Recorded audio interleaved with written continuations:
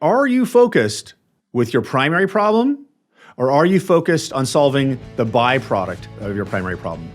My guess is you're probably the latter. Welcome to the Do the Impossible podcast. I'm Jason Drees. Don't forget to go to MondayMindsetReset.com to join me every Monday for a 15-minute mindset alignment. So I had an interesting breakthrough recently. And you may think I have a lot of breakthroughs. I do have a lot of breakthroughs. I can't remember the last time I wasn't having breakthroughs. You know, my personal growth can of worms was opened probably 10 years ago when I started coaching. And it's kind of my nature to always improve. It's funny, Alexis always sees what I do as constant chaos, constant change. But what I see it as, I always see ways to improve, and I'm always improving. Myself, programs, everything. And one of the things I've been focused on improving for some time now is my business, right? The business has been growing for the past few years. And if you haven't listened to my episode that came out a couple episodes before this, Business is Hard, I will say that business is hard. Business is not easy. Business is hard. Sometimes it's harder than other things. And right now, business is hard.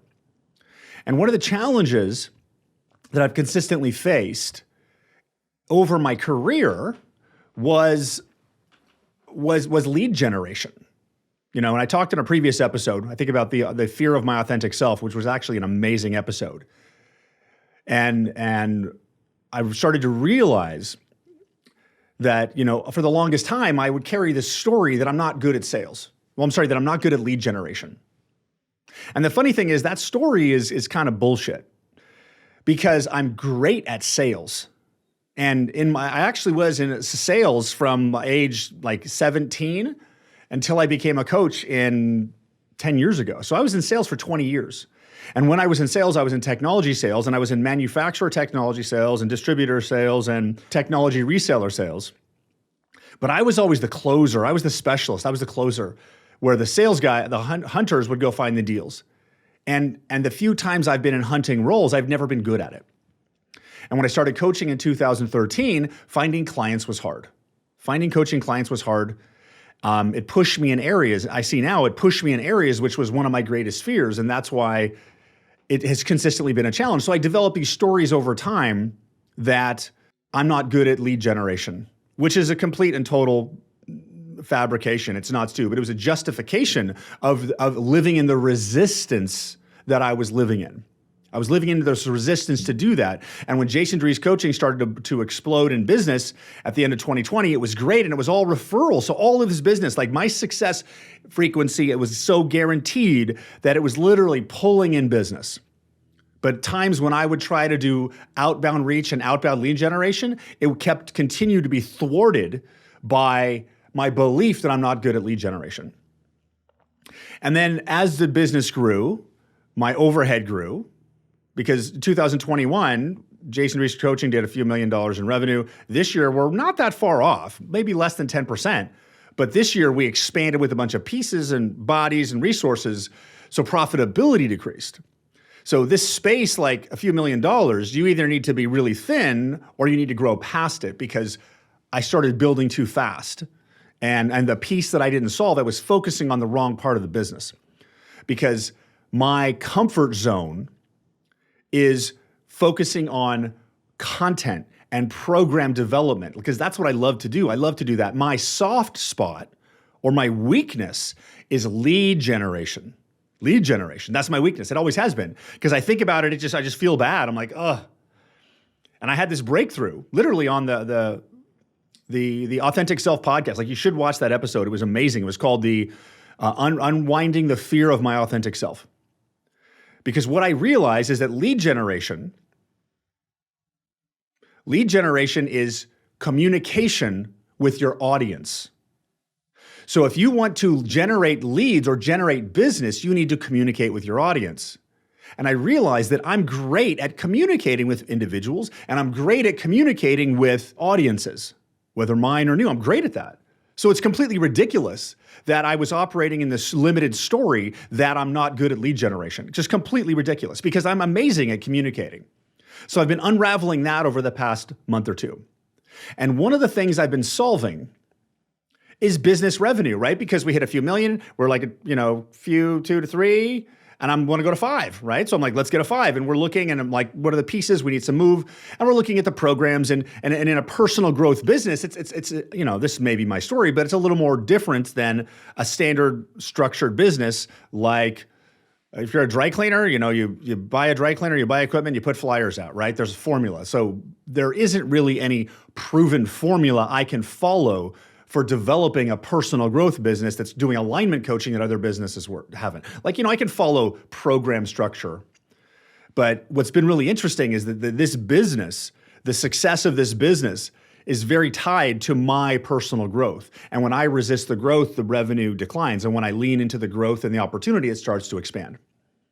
And I've been aware of this, and I've had some pretty big breakthroughs recently, and I've been focusing on leaning in, talking to new audiences, and that's why you may have seen my social media starting to shift, and I'm trying to close the gap between me and my audience, my audiences, like my clients, my elite clients, my audience, and then new audiences.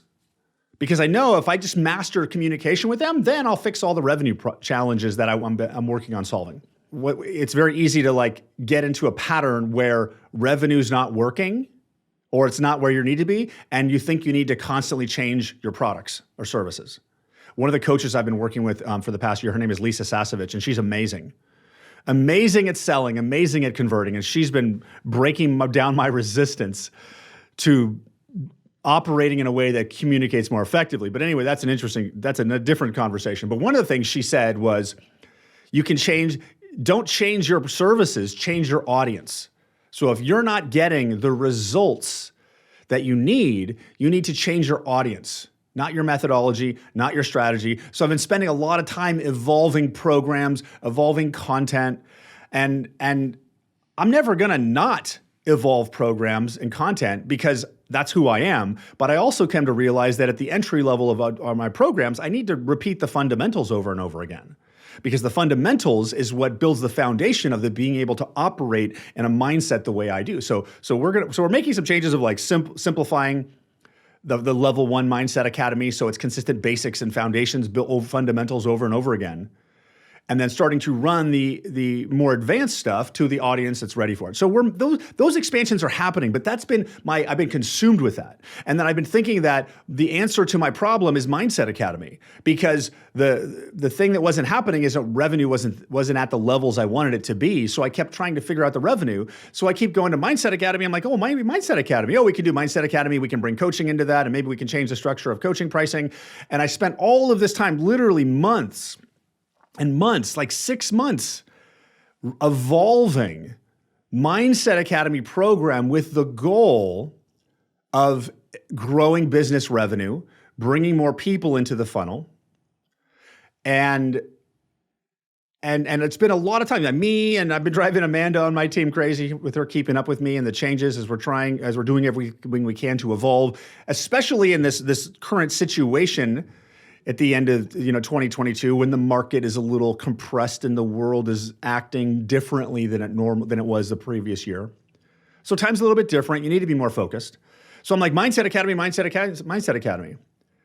And what's great is I've had a lot of breakthroughs in how I operate my business, because I finally am getting focused and I'm clear on my funnel, because my funnel goes podcast to my Monday Mindset Reset call, which is free, and that's an amazing call. And then you go to Mindset Academy and one-on-one coaching, live events, and errors. So we got that formula there.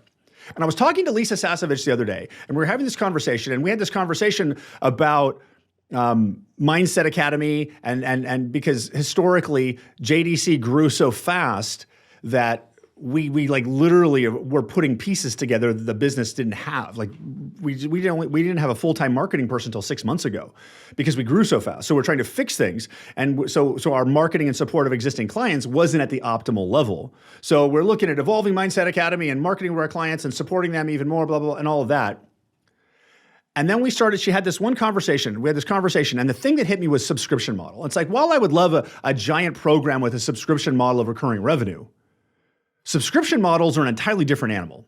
Now, the Mindset Academy is a subscription model, But it's a low price point subscription model. It's a couple $100. It's not like thousands of dollars subscription model. Because when you get into something like that, that's a different animal. When she said something and it hit me like a ton of bricks, was like, well, yeah, you can go the subscription model route, and then you got to learn the trials and errors of what makes it work. And I was like, ugh.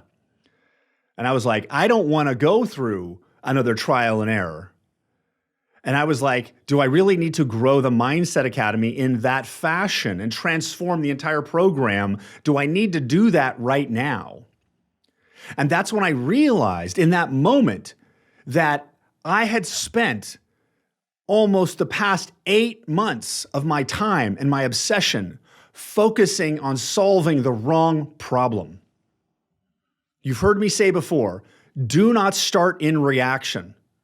Do not start in reaction, because if you start in reaction, you're in a disempowered frame. You're in a disempowered frequency. You have lower potential. Because what actually happened is I was looking at business, and the business had historically, and still is, 70% one-on-one coaching. That's also what I do, one-on-one coaching. That's my bread and butter. That's what I do, coaching. It's about coaching. That's what makes the most impact. That's what changes lives. That's what makes all the difference in the world is one-on-one coaching. Group coaching, Mindset Academy is how people access me, because I can't be there for everybody. But I realized that if we had the stream of introductory coaching sessions, like booking an intro session. The intro session leads to coaching sessions. So if that's the problem, right? And we could see the number of intro sessions was a percentage we close. So if I went back to that state of reaction like 8 months ago, and I look at the reaction I had was intro sessions are not working. Intro sessions are not at the level that I want them to be. That put me into reaction. My brain is like, you need to do lead generation. That triggered my big fear and limiting story that I suck at lead generation. So that drove me over to Mindset Academy, which was more comfortable of a problem to address and was generating revenue and it was doing stuff. But it was ignoring the primary problem. So I spent months, probably close to a year, with my focus and intention, trying to solve the result, the byproduct of my primary business problem.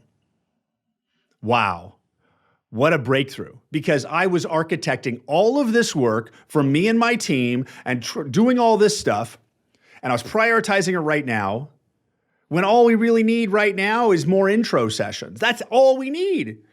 So how do you get more intro sessions? You need to talk to more people. You need to get to communicate with the audience. You need to communicate with new audiences. You need to communicate with other people and their audiences. And I'm great at that. And I add value. And I have this amazing network of people who know me and would love to work with me and communicate with me. But because I was in this, oh my God, I suck at lead generation, I was like hiding behind the scenes, waiting for it to work without me. And life is going to challenge you where you need to grow. And for me, I've been consistently challenged in that fear of being seen, which is funny because my biggest fear of being seen, but my greatest passion is coaching and everybody on the world and growing because I love doing this. Isn't that funny that my biggest fear is the exact same direction as my greatest passion? Funny, isn't it? So, are you focused on solving your primary problem, which is probably more uncomfortable because it's pushing you in the direction that doesn't feel good? The byproduct of your primary problem probably feels much better to work on. That's what I've noticed. So I am making the shift right now to go back to, because I started to architect all these different pieces, all these different things to solve the problem that wasn't the problem. And I just simplified the work. I simplified the attention, the focus. I simplified everything. Like, oh my God, it's so simple. Do it that way. So now I'm doing other things and I'm like, oh, what should I do? Okay, let's do a contest. Okay. It's because I'm posting on social media. I do a post on Facebook. I'm like, hey, let's do a contest. Maybe we'll do a contest. Is anybody interested in a contest? And I'll give away a 90-day contract with me, with my one-on-one time. Like a 90-day contract with me is $25,000 because I only coach a few number of people because I got to run a business and all this other stuff. And all of a sudden the Facebook post like blows up. It was like, wow, okay, life, I'm on the right track. So I'm going to lean into that primary problem. And the funny thing is, as I'm actually saying it in this moment, I'm feeling a heaviness right here. Oh, because there's processing, there's healing, there's growth, there's transformation. There's stuff there. But if I solve that one problem, then that is going to solve 90% of the stress and 90% of the headaches I've been experiencing lately. Is that worth it? Absolutely. I look at my client, friend, and mentor, Brandon, and Brandon Turner is amazing at communicating with his audience. And I realized, like, if I can master communicating with my audience, I will solve 90% of my problems. Because right now, 90% of my problems could be solved with bigger cash flow because I could just hire more resources and I could give myself more time, all of that stuff. What skill can you master that'll solve 90% of your problems? Because I guarantee there's a skill that's probably in the area that stretches you and challenges you the most, and it doesn't feel good. That if you took the decision of walking the path to mastery of that skill, your life and everything will transform. So let's check in.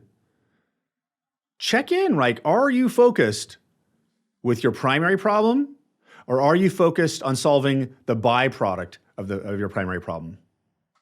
My guess is you're probably the latter. That's what I found, because there's less resistance there. Sometimes we need to face the resistance, our biggest resistance, because I talk a lot about resistance. I talk a lot about alignment.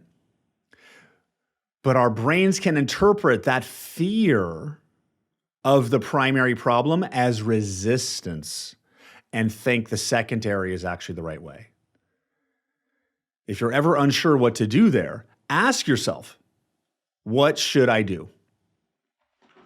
As for me, you know what I'm going to be doing? Mastering communication with my audience, mastering lead generation, doing everything I can to add even more value to new clients so that introductory session adds value to everyone. And that's why we've crafted what I'm calling a do the impossible goal setting question. It's no longer a call my team and this is how coaching works. No, call my team and they will walk you through the process of setting your impossible goal and help you get some steps on how to get there. So to take advantage of that and book in your session, go to freeintrosession.com. And that link will take you to book in a Do the Impossible Goal Setting session. Coaching will change your life. It changed mine.